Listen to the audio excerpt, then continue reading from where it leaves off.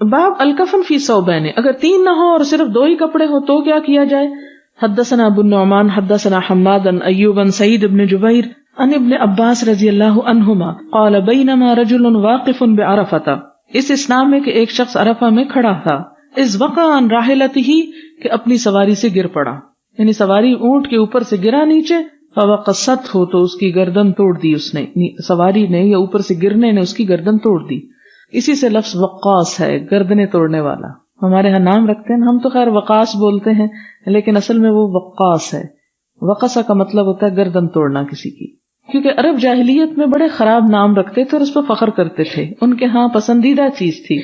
مثلاً عثمان اجدہا، جی ہاں، اور عفان سڑا ہوا، تعفن سے، جی.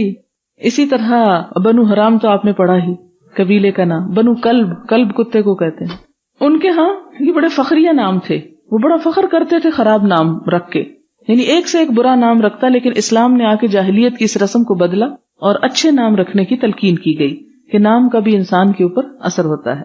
او قال فاوقصته قال النبی صلی اللہ علیہ وسلم اغسلوه بماء وسدر، آپ نے فرمایا تو اس کو دھو ڈالو، غسل دو، کس سے؟ پانی سے اور بیری کے پتوں سے. وکفنوه فی ثوبین، اور اس کو 2 کپڑوں میں کفن دے دو. ولا تحنتوه، لیکن خوشبو نہ لگانا اس کو. کیوں؟ وہ حالت احرام میں تھا. ولا تخمروا رأسہ، اس کا سر نہ ڈھانپو. خمار کہتے ہیں نا اوڑھنی کو، اور خمرہ کا مطلب ڈھانپنا، اور خمر شراب کو بھی اسی لیے کہتے ہیں کہ وہ بھی ڈھانپ دیتی ہے عقل کو، یعنی اس کا سر ننگا رہنے دو. فإنه يبعث يوم القيامة ملبيا، کیونکہ قیامت کے دن یہ تلبیہ کہتا ہوا اٹھے گا.